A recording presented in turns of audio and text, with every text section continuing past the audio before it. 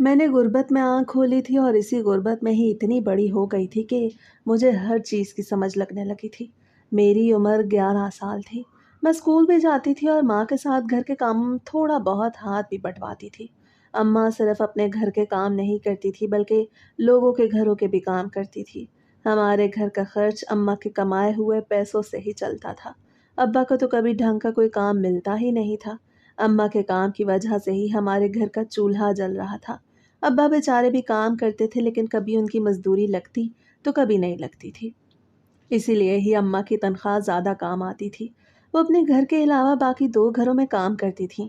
وہ سارا دن گھر سے باہر رہتی تھیں۔ میں صبح سویرے اسکول چلی جاتی اور دوپہر کو جب واپس آتی تو تب بھی ماں گھر پہ نہیں ہوتی تھی۔ ابا اکیلے ہوتے تھے۔ جس دن انہیں بھی مزدوری لگ جاتی تو وہ بھی گھر پہ نہ ہوتے اور میں گھر پہ اکیلی رہتی۔ آج بھی ایسا ہی ایک دن تھا جب میں اسکول سے واپس آئی تو گھر پہ کوئی بھی نہیں تھا۔ میں اکیلی گھر کے اندر آ گئی۔ ویسے تو میری عمر زیادہ نہیں تھی مگر مجھ جیسے بچے جنہوں نے غربت میں آنکھ کھولی ہو ان کے لیے 11 سال کی عمر کچھ کم نہیں ہوتی۔ میرا بھی یہی حال تھا۔ مجھے ہر چیز کی سمجھ تھی۔ میں نے اپنے لیے خود ہی کھانا گرم کیا اور پھر کھانا لے کے کمرے میں آ کے بیٹھ کے کھانا کھانے لگی۔ میں نے ٹی وی بھی چلا رکھا تھا جو ماں بتاتی تھی۔ انہوں نے تب خریدا جب میں ان کے پیٹ میں تھی۔ اس وقت انہوں نے کچھ پیسے جمع کیا اور یہ چھوٹا سا ٹی وی خریدا جسے اب میں بڑے شوق سے دیکھا کرتی تھی۔ اس پر کوئی کیبل ڈش وغیرہ تو نہیں تھا، بس ایک سرکاری چینل ہی تھا جسے دیکھ کے میں خوش ہو جاتی۔ میں ایک سرکاری اسکول میں پڑھتی تھی۔ 5ویں جماعت کی طالب علم تھی۔ پڑھائی میں بھی اچھی تھی۔ میرا ذہن بھی اچھا چلتا تھا لیکن گھر کے معاملات مجھے زیادہ پڑھنے کا حوصلہ نہیں دیتے تھے۔ کبھی ہمارے گھر میں کھانے کا ہوتا تو کبھی نہ ہوتا۔ آج کل بھی کچھ ایسے ہی حالات چل رہے تھے۔ ابا کب سے مزدوری پہ نہیں گئے تھے، بس آج ہی وہ گھر پہ نہیں تھے جس سے میں سمجھی کہ وہ مزدوری پہ گئے ہیں۔ ماں کام تو کر رہی ہے لیکن 1-2 مہینے سے ان کی تنخواہ اٹکی ہوئی ہے۔ ابھی 13 تاریخ چل رہی تھی۔ 30 تاریخ کو انہیں تنخواہ کی رقم ملنی تھی اور اس کے بعد ہی ہم نے سودے سلف خریدنے تھے۔ ہم تو ادھار مانگ مانگ کے تھک چکے تھے۔ آج بھی جو کھانا میں نے کھایا وہ ہم نے صبح پڑوسن سے آٹا ادھار لے کے بنایا تھا جسے اب میں کھا چکی تھی۔ اب میں سوچ رہی تھی کہ شام کے کھانے کا انتظام کہاں سے ہوگا۔ میں اکیلی ہی گھر پہ بیٹھی تھی کہ تھوڑی دیر بعد اماں ابا بھی آ گئے۔ ابا خالی ہاتھ آئے تھے مگر اماں کے ہاتھ میں ایک تھیلا تھا جس میں انہوں نے میرے لیے کپڑے لیے ہوئے تھے۔ میں جانتی تھی کہ وہ کسی عورت نے دیے ہوں گے۔ اکثر اوقات لوگ ہمیں اپنے استعمال شدہ کپڑے بھی دے دیتے تھے جو ہم بڑی خوشی خوشی پہنتے تھے۔ ہم نے شروع سے یہی سیکھا تھا کہ ہر چیز کو لینا ہے۔ انکار تو ہم نے سیکھا ہی نہیں تھا، اور کس منہ سے انکار کرتے۔ جب جسم کو ڈھکنے کے لیے کپڑے ہی نہیں ہوتے تھے تو پھر ہم لوگوں کے استعمال شدہ کپڑے بھی لے لیتے تھے۔ میرے پاس بھی صرف 2 ہی جوڑے تھے اور ایک یونیفارم تھا۔ اماں ابا کا بھی کچھ یہی حال تھا۔ ماں کے چہرے پہ 12 بجے ہوئے تھے اور ابا تو بہت ہی مایوس کن دکھائی دے رہے تھے۔ میرے پوچھنے پہ ابا نے بتایا کہ بیٹا میں مزدوری کی تلاش پہ تو گیا تھا لیکن سارا دن بھٹکتا رہا، کہیں کوئی کام نہ ملا، اور اماں بھی یہی کہہ رہی تھی کہ آج ان کی باجی نے انہیں کھانے کے لیے بھی کچھ نہیں دیا۔ وہ بھی بھوک سے بلک رہی تھی۔ انہوں نے مجھ سے کہا کہ میں تمہارے لیے ایک روٹی اور سالن رکھ کے گئی تھی، تم نے کھایا؟ تو میں نے کہا امی میں نے کھا لیا ہے۔ یہ کہہ کے میں خاموش ہو گئی۔ میرے منہ میں زبان تو تھی لیکن میں بول نہیں پا رہی تھی۔ میرا دل پھٹ رہا تھا۔ میرے والدین بھوک سے بلک رہے تھے اور میں پیٹ بھر کے کھانا کھا چکی تھی۔ بھلے ہی میں نے ایک سوکھی روٹی اور تھوڑے سے سالن سے ہی اپنا پیٹ بھرا تھا لیکن پھر بھی یہ ہمارے لیے بڑا معنی رکھتا تھا۔ اب میں سوچ رہی تھی کہ رات کو ہم کھانا کہاں سے لائیں گے۔ دوپہر ختم ہونے کو تھی، بس رات قریب ہی تھی کیونکہ سردیوں کے دن تھے۔ دن جلدی ہی گزر جاتا تھا۔ ہم تینوں صحن میں چارپائی پہ بیٹھے دھوپ کھا رہے تھے اور تو کچھ کھانے کا تھا ہی نہیں۔ میں نے اماں ابا سے کہا کہ رات کو کھانا کہاں سے آئے گا تو ابا نے میرے سر پہ ہاتھ رکھا اور کہنے لگے کہ بیٹا رات کی رات میں دیکھی جائے گی۔ جس اللہ نے پیدا کیا ہے وہ رزق بھی دے گا۔ وہ ہر وقت ہی صبر کی باتیں کرتے تھے۔ اماں بھی بالکل ایسی ہی تھی لیکن میں ایسی نہیں تھی۔ میں اسکول میں بچوں کی چیزیں دیکھتی، ان کے نئے یونیفارم، بیگ، واٹر بوتلیں، ان کی نئی نئی پینسلیں، غرض ہر چیز مجھے بہت زیادہ متاثر کرتی تھی، جن میں سے میرے پاس کچھ بھی نہیں تھا۔ میرے پاس تو ایک پھٹا پرانا یونیفارم اور ایک بہت سادہ سا بیگ تھا جو اماں نے خود ہی مجھے کپڑے سے سی کے دیا تھا اور اب زپ لگا دی تھی کہ یہ تیرا بیگ ہے۔ اس وقت وہ بیگ میں خوشی خوشی لے کے گئی۔ میں نہیں جانتی تھی کہ اسکول میں کیا نظام ہے۔ جب میں اسکول گئی تو سب لوگ میرا مذاق اڑانے لگے اسی لیے ہی میں ہر وقت مایوس رہتی۔ اماں ابا کو تو زیادہ فرق نہیں پڑتا تھا کہ جس علاقے میں ہم رہتے تھے وہاں پر آس پاس غریبوں کے ہی گھر تھے، لیکن پھر بھی ہم سے زیادہ غریب کوئی نہیں تھا۔ غربت میں ہم سب سے آگے تھے۔ اماں ابا تو آرام سے گھر میں رہتے، اپنے دوستوں سے متاثر نہیں ہوتے تھے، لیکن میں بچی تھی۔ میں ہر وقت ہی اپنے ساتھ کی لڑکیوں سے متاثر ہو جاتی۔ ایک مرتبہ تو ایک لڑکی اسکول میں اپنا ایک ڈریس لے کے آئی اور کہنے لگی میں اسے اپنے ماموں کی شادی پہ پہنوں گی۔ وہ ہمیں دکھانے کے لیے لائی تھی۔ اس جیسا فراک تو میں نے کبھی خواب میں بھی نہیں دیکھا تھا جو اس بچی نے اٹھایا ہوا تھا، اور اسی فراک پہ ہماری لڑائی بھی ہو گئی۔ اس وقت میری عمر زیادہ نہیں تھی، میں 7-8 سال کی تھی۔ میں نے اس سے وہ وائٹ کلر کا فراک چھیننا شروع کر دیا تو اس نے مس کو میری شکایت لگا دی، اور مس نے بھی مجھے ڈانٹا کیونکہ غلطی میری ہی تھی۔ فراک میری دوست کا تھا، میں تو بلا وجہ ہی چھیننے لگی۔ اس دن مجھے یہ احساس ہوا کہ جو انسان کا اپنا ہے وہی اپنا ہے، دوسروں کی چیزیں چھین کے ہم نہیں پہن سکتے۔ اور اب اماں ابا کا صبر دیکھ کے میں خاموش ہو گئی تھی۔ وہ ہر وقت ہی ایسے صبر کی باتیں کرتے رہتے تھے۔ میں اب بڑی ہونے لگی، مجھے ہر چیز کی ضرورت تھی۔ میں چاہتی تھی کہ میں بھی اپنی دوسری کلاس والوں کی طرح زندگی گزاروں، لیکن اس زندگی کا تو دور دور تک کوئی نام و نشان نہیں تھا۔ اور پھر آخر کار یہ دن بھی گزر گیا۔ آج رات ہم کھائے پیے بغیر سوئے تھے۔ شام میں اماں کے کہنے پر میں پڑوسن سے آٹا مانگنے کے لیے گئی، مگر اس نے مجھے دھتکار کے بھگا دیا اور کہا پہلے والا آٹا تو واپس کرو، بس اور مانگنے کے لیے آ گئی ہو۔ تم لوگوں کو تو ہاتھ پھیلانے کی عادت پڑ گئی ہے، نہ کچھ کماتے ہو، بس ہر وقت کٹورا اٹھا کے بھیک مانگنے کے لیے آ جاتے ہو۔ نسیمہ آنٹی جن کا گھر ہمارے گھر کے بالکل ساتھ تھا، جن سے ہم نے کل بھی آٹا مانگا تھا، اس نے مجھے اتنی باتیں سنائی کہ میری آنکھوں سے آنسو نکل آئے۔ ان کے الفاظ میرے دل پہ تیر کی طرح لگے تھے۔ میں روتے دھوتے ان کے گھر سے باہر نکل آئی۔ اب یہ رات ہماری ایسے ہی گزر گئی۔ صبح بھی ہو چکی تھی۔ ہمارے لیے تو دن رات ایسے ہو رہے تھے کہ جیسے ایک پل میں دن تو ایک پل میں رات۔ صبح پھر سے ہمیں بھوک نے ستایا۔ ساری رات میں نے رو کے گزاری کیونکہ بھوک کی وجہ سے میرے پیٹ میں درد ہو رہا تھا۔ اماں ابا بھی میرے رونے کی وجہ سے نہیں سو پائے تھے۔ صبح ہو چکی تھی۔ صبح سویرے ہی ابا نے کہا کہ وہ نکڑ کے کریانے اسٹور سے کچھ سامان ادھار لے کے آتے ہیں۔ پیسے ہمارے پاس آنے تو تھے لیکن ابھی نہیں تھے۔ 15-20 دن کے لیے ہمیں ادھار چاہیے تھا۔ اماں کی باجی نے ان کی تنخواہ یہ کہہ کے روک لی کہ انہیں شک ہے کہ اماں کہیں کام چھوڑ کے نہ چلی جائے، اس لیے انہوں نے کہا میں تمہیں 2 ماہ کی تنخواہ ایک ساتھ دیا کروں گی۔ انہیں تو ہم پہ ذرا بھی ترس نہ آیا کہ اگر وہ ہمیں تنخواہ نہیں دیں گے تو ہمارا وقت کیسے گزرے گا۔ ابا جانے لگے تو میں نے بھی ان کی انگلی پکڑ لی۔ میں نے کہا ابا میں بھی آپ کے ساتھ جاؤں گی۔ وہ مجھے روکتے رہے لیکن میں زبردستی ان کے ساتھ باہر آ گئی۔ میں اور ابا گلی میں چلتے جا رہے تھے۔ ابا مسکرا رہے تھے، مجھے ادھر ادھر کی چیزیں دکھا رہے تھے۔ گلی میں بچوں کا ہجوم لگا ہوا تھا۔ آج اتوار کا دن تھا اور سب بچے کھیل رہے تھے۔ کچھ بچے تو صبح سویرے ہی چیزیں کھانے لگے تھے۔ میں تو وہ بد نصیب بچی تھی جسے آج تک ماں باپ نے بھی پیسے نہیں دیے تھے کہ اسکول میں کچھ کھا لینا۔ وہ بیچارے کیا کرتے؟ ان کے پاس پیسے ہوتے تو مجھے دیتے۔ بچے کھیل رہے تھے اور میں فکر معاش میں اپنے باپ کی انگلی پکڑے ادھار لینے کے لیے کریانے اسٹور تک جا رہی تھی۔ واقعی میں فکر معاش ایک ایسی فکر ہے کہ انسان کا بچپن کھا جاتی ہے۔ فکر معاش نے میرا بھی بچپن کھا لیا اور میں اپنی عمر سے بڑی دکھائی دیتی تھی۔ میرے خیالات بھی اب بڑے بڑے ہونے لگے تھے، اس لیے مجھے ہر وہ چیز محسوس ہوتی جو میری عمر کے بچوں کو محسوس نہیں ہوتی تھی۔ لیکن رات کو ایسا کچھ نہیں ہوا۔ رات کو اماں ابا بھی میرے ساتھ جاگتے رہے، میں روتی رہی اور وہ مجھے مناتے رہے۔ اور صبح سویرے اب ہم ادھار لینے کے لیے کریانے اسٹور پہنچ چکے تھے۔ کریانے اسٹور پہ پہلے بھی 3-4 آدمی کھڑے تھے جو ہمارے محلے دار ہی تھے۔ میں اور ابا بھی پاس ہی کھڑے گئے۔ کریانے اسٹور والے انکل نے ابا کی طرف دیکھا اور آنکھ اچکا کے کہا کیا چاہیے؟ تو ابا نے اسے آنکھ کے اشارے سے خاموش کرا دیا کہ ذرا صبر کرو، تو وہ کندھے اچکا کے رہ گیا۔ مجھے اس کے کندھے اچکانے کے انداز سے یہی لگا کہ جیسے وہ کہہ رہا ہو کہ کوئی بیوقوف آدمی ہے، سامان لینے کے لیے آیا ہے اور بتاتا ہی نہیں۔ لیکن میں جانتی تھی کہ ابا کیوں نہیں بول رہے۔ اس لیے نہیں بول رہے کیونکہ وہاں پہ 3-4 آدمی پہلے ہی کھڑے تھے۔ ابا کو یہ انتظار تھا کہ وہ چلے جائیں اور پھر ہم اپنا مدعا بیان کریں کہ ہمیں ادھار پہ سامان چاہیے۔ پہلے بھی کبھی کبھار ہم یہاں سے آ کے ادھار لے جاتے تھے، کبھی ادھار ملتا تھا تو کبھی نہیں۔ آج بھی ہم ادھار ملنے کی امید پہ یہاں آئے کھڑے تھے۔ ان 3-4 آدمیوں کو سودا دینے کے بعد جب ہماری باری آئی تو ابا نے اس کے سامنے اپنا مدعا رکھ دیا۔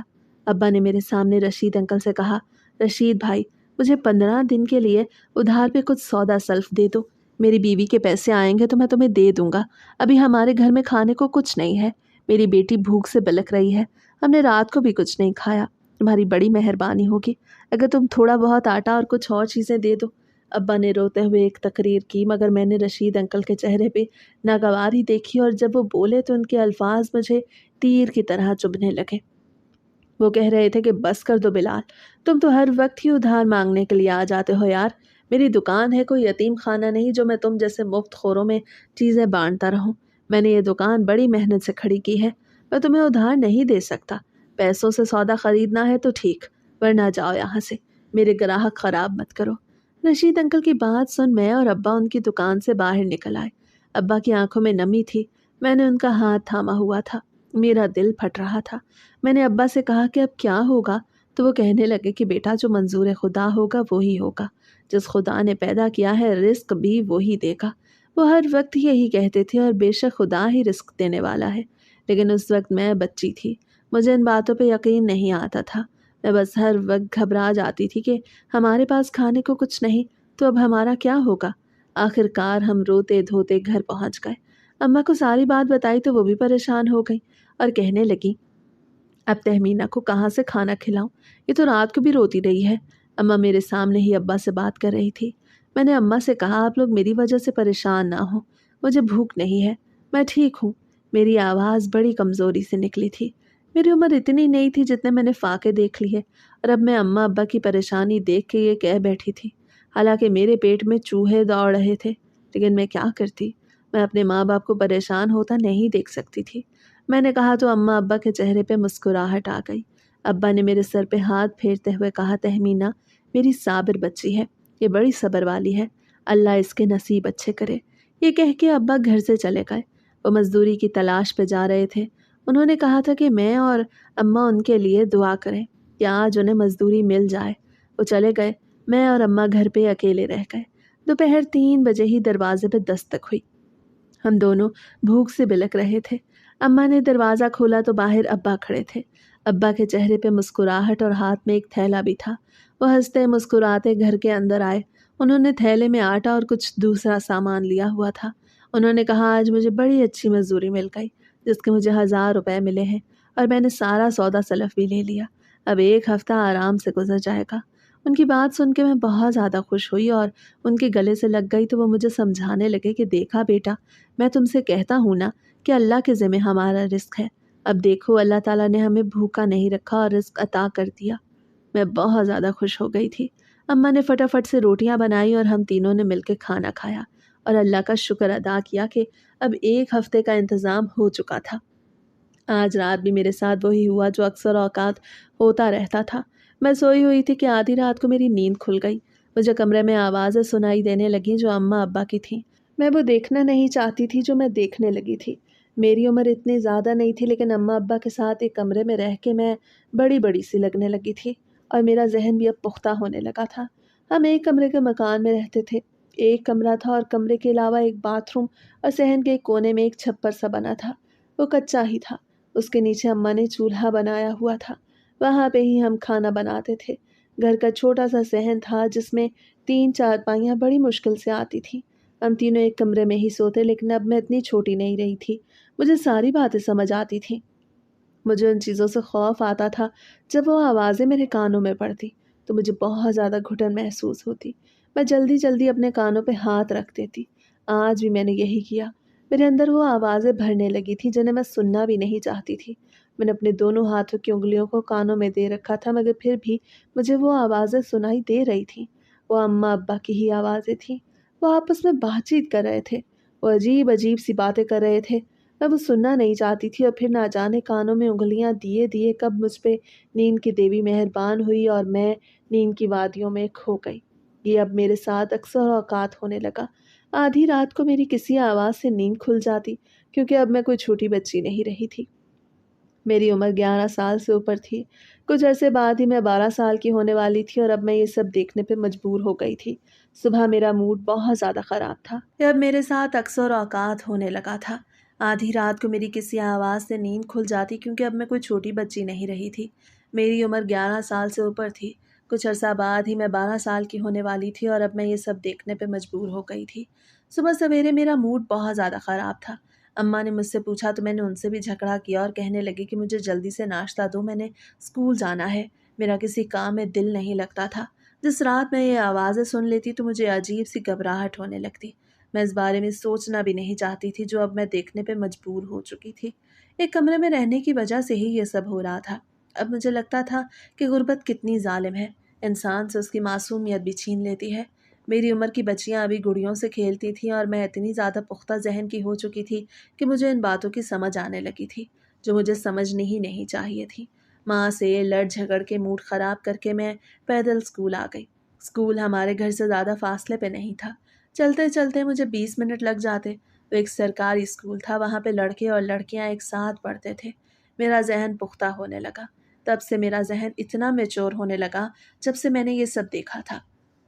جیسے ہی رات ہوتی تو مجھے عجیب سی وحشت ہونے لگتی۔ دن میں مجھے کھانے کی فکر ستائے رکھتی کہ اب ہمارا کھانے پینے کا انتظام کہاں سے ہوگا۔ رات کو مجھے اور فکریں لاحق ہو جاتی۔ میں ہر وقت ہی دعا کرتی کہ کاش آج میری آنکھ نہ کھلے یا آج میں وہ سب نہ دیکھوں جو میں دیکھنے پہ مجبور ہو گئی تھی، لیکن ایسا نہیں ہوتا تھا۔ ہر رات کو ہی میری آنکھ کھلنے لگی۔ میں آنکھیں تو بند کر لیتی تھی لیکن میرے کان بند نہیں ہوتے تھے۔ میں جتنی بھی کوشش کرتی مجھے آوازیں سنائی دیتی جو میں سننے کا سوچ بھی نہیں سکتی تھی۔ مجھے اندر ہی اندر شرم محسوس ہونے لگی تھی اور مجھے ایسا لگتا تھا کہ جیسے میرے اندر کچھ تبدیلیاں آنے لگی ہوں۔ اب میں خود کو ذرا بڑا بڑا سا محسوس کرنے لگی تھی۔ یہ سب ایک کمرے میں رہنے کی وجہ سے ہی ہوا تھا۔ ہم کیا کرتے؟ گھر میں کوئی دوسرا کمرہ تھا بھی تو نہیں۔ میرا دل چاہتا کہ میں ماں باپ کے ساتھ نہ بیٹھوں، میں انہیں اچھا نہیں سمجھتی تھی۔ مجھے بڑا عجیب لگتا۔ آج بھی میں سارا دن اسکول میں اداس اداس سی رہی۔ میری دوستیں مجھ سے پوچھتی رہیں کہ تہمینہ تمہارے ساتھ کیا مسئلہ ہے؟ میں نے ان سے بھی کچھ نہ کہا اور ان کے ساتھ بھی لڑائی جھگڑا کیا۔ میں جب بھی رات کو یہ منظر دیکھتی تو صبح میرا موڈ بے انتہا خراب ہوتا اور کسی کام میں دل نہ لگتا۔ آج بھی میں نے ٹیچر سے ڈنڈے کھائے کیونکہ میں کلاس کے دوران بھی ادھر ادھر دیکھ رہی تھی۔ ہماری کلاس میں ایک طرف لڑکے بیٹھا کرتے تھے اور ایک طرف لڑکیاں۔ پہلے مجھے لڑکوں میں کوئی اٹریکشن محسوس نہیں ہوتی تھی لیکن آج کل میں انہیں کچھ اور نگاہ سے دیکھنے لگی۔ مجھے ایسا لگتا تھا جیسے مجھے ان میں دلچسپی ہے۔ ایک مرتبہ میں اپنی کلاس کے ایک لڑکے کو دیکھ رہی تھی کہ ٹیچر نے میرے ہاتھ پہ ڈنڈا مار دیا اور کہا یہ تم کیا کر رہی ہو؟ اپنے کام سے کام رکھو۔ ٹیچر کو بھی محسوس ہونے لگا تھا کہ میں اس لڑکے کو کس نظر سے دیکھ رہی ہوں۔ میں تو اپنی ہی نظروں میں گر گئی اور آج تک دوبارہ نظر نہیں اٹھائی تھی، لیکن آج جب میں اسکول میں آئی تو پھر سے لڑکوں کو دیکھنے لگی۔ جب بھی میں رات کو وہ سب دیکھتی تو پھر میں لڑکوں کو دیکھنے پہ مجبور ہو جاتی۔ میری عمر اتنی نہیں تھی جتنا میں سوچنے سمجھنے لگی تھی۔ میں کیا کرتی؟ اس سب میں میرا کوئی قصور نہیں تھا۔ میں اب اپنی زندگی سے بدگمان ہونے لگی تھی۔ میرا دل چاہتا تھا کہ میں اپنے آپ کو ختم کر دوں، لیکن ایسا کچھ بھی نہیں ہوا۔ اسکول کا وقت ختم ہوا اور میں چپل گھسیٹتے ہوئے گھر پہنچ گئی۔ اماں ابا گھر پہ تھے۔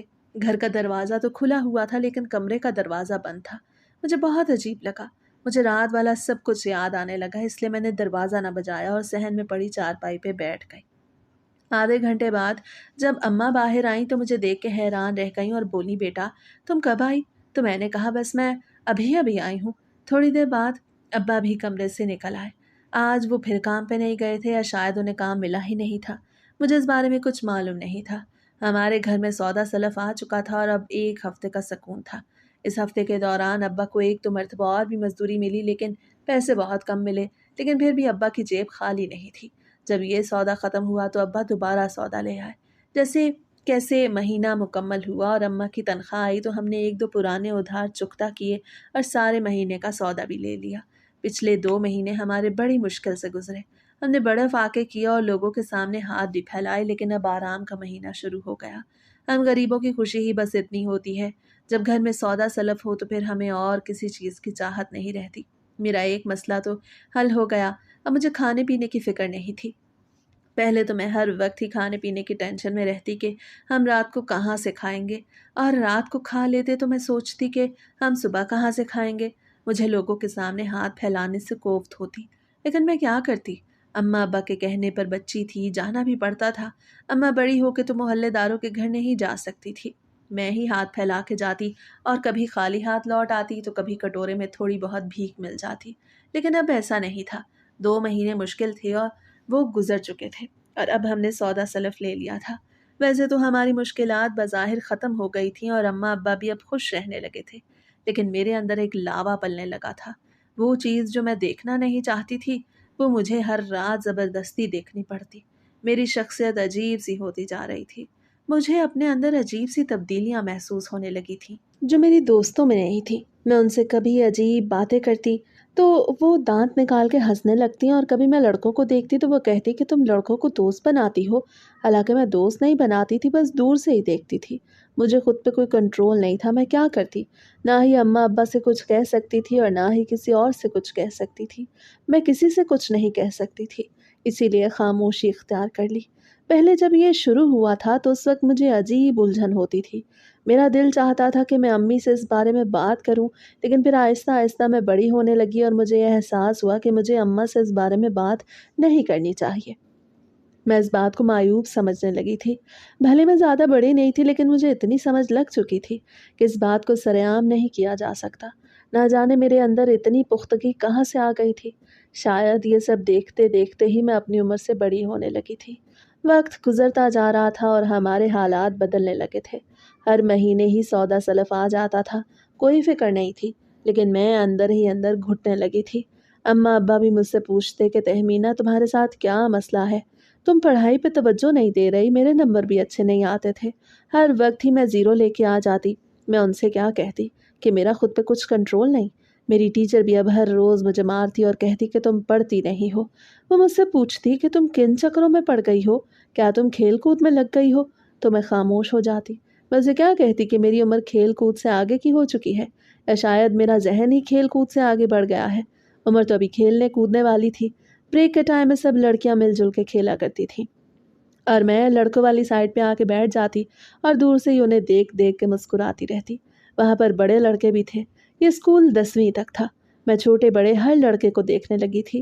آج بھی میں تھوڑی کے نیچے ہاتھ رکھے بریک ٹائم میں لڑکوں کو میچ کھیلتا ہوا دیکھ رہی تھی۔ میرے چہرے پر مسکراہٹ تھی اور میرا دل چاہ رہا تھا کہ وہ 9ویں کلاس کا حمزہ میری طرف دیکھے اور میں اسے اشارہ کروں کہ وہ اچھا کھیل رہا ہے۔ ابھی میں یہی سوچ رہی تھی کہ وہیں پہ میری ٹیچر آ گئی اور مجھے کان سے پکڑ کے کھڑا کیا۔ وہ مجھ سے کہہ رہی تھی کہ میں نے تم سے کتنی مرتبہ کہا ہے کہ لڑکوں والی سائڈ پہ آ کے مت کھیلا کرو، تو تم دوبارہ سے یہاں کیوں آ کے بیٹھ گئی ہو؟ وہ مجھے کان سے گھسیٹ کے کلاس روم کے اندر لے گئی تھی، جہاں پر کچھ لڑکیاں بیٹھی پڑھائی کر رہی تھیں۔ وہ ذہین لڑکیاں تھیں۔ کبھی میں بھی ان میں شامل ہوا کرتی تھی اور بریک میں بھی نہیں کھیلتی تھی، لیکن اب میں ویسی نہیں رہی تھی۔ ٹیچر نے مجھ سے کہا کہ کل اپنے ماں باپ میں سے کسی ایک کو بلا کے لانا، میں ان سے بات کروں گی۔ تم بگڑتی جا رہی ہو، نہ تم پڑھتی ہو اور نہ ہی کوئی کہنا مانتی ہو۔ میں نے ٹیچر کی بات سن لی، لیکن میں نے یہ سوچ لیا کہ میں گھر میں کسی سے کچھ نہیں کہوں گی، لیکن ایسا نہ ہوا۔ میرے گھر پہنچنے سے پہلے ہی یہ خبر پہنچ چکی تھی، کیونکہ ہماری ٹیچر میری ماں کی باجی کی پڑوسن تھی۔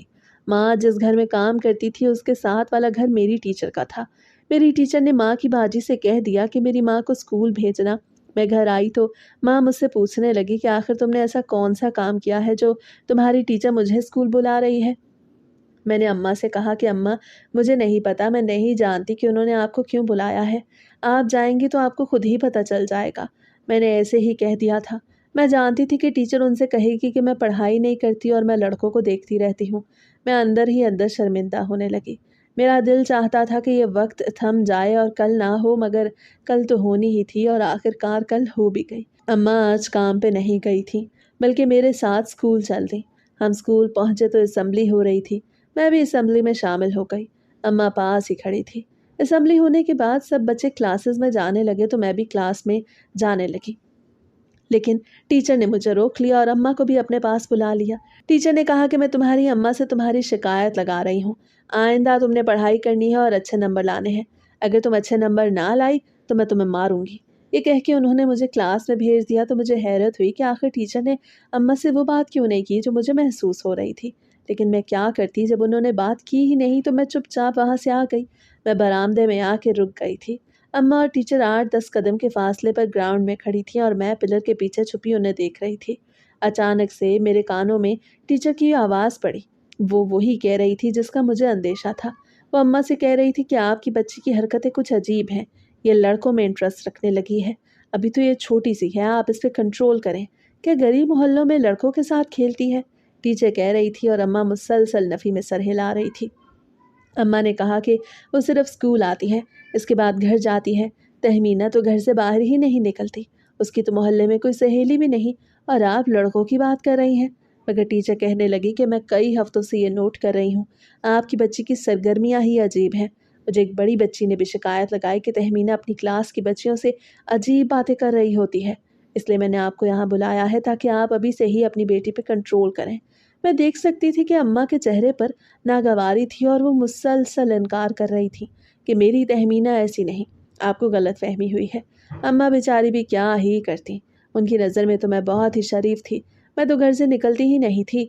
उनको क्या मालूम कि उन्हीं की वजह से ही मेरा दिमाग ख़राब होने लगा है। मेरी आंखों में नमी आ गई। टीचर अम्मी को सख्ती के साथ कह रही थी। वो टीचर थी और मेरी माँ बेचारी ठहरी घरों में काम करने वाली अनपढ़ औरत। और आखिरकार अम्मा मेरी तरफ से बातें सुनने के बाद स्कूल से चली गई और मैं भी क्लासरूम के अंदर आ गई। सारा दिन मेरी आंखों से आंसू निकलते रहे। मुझे टीचर पे गुस्सा आ रहा था कि क्यों टीचर ने मेरी माँ को जलील किया। टीचर को ऐसा नहीं करना चाहिए था। उस वक्त मुझे समझ नहीं थी कि इसमें मेरी ही बेहतरी है। मैं घर पहुंची तो अम्मा ने मुझसे कहा, बेटा तुम्हारी टीचर कह रही थी कि तुम पढ़ाई पे तवज्जो नहीं देती, तुम पढ़ाई पे तवज्जो दिया करो, इधर उधर ना देखा करो।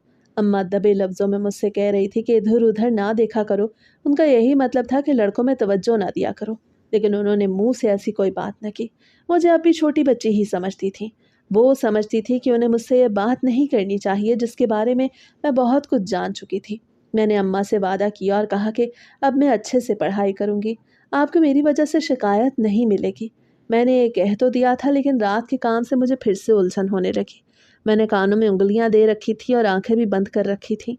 मैंने पीठ फेरी हुई थी, लेकिन फिर भी मुझे सब कुछ महसूस हो रहा था जो मैं महसूस करना नहीं चाहती थी। मुझे नींद नहीं आ रही थी। एक मर्तबा मेरी नींद खुली तो दोबारा आंख न लगी। मैं सारी रात इसी उलझन में जागती रही कि ये सब क्यों हो रहा है, ये सब नहीं होना चाहिए।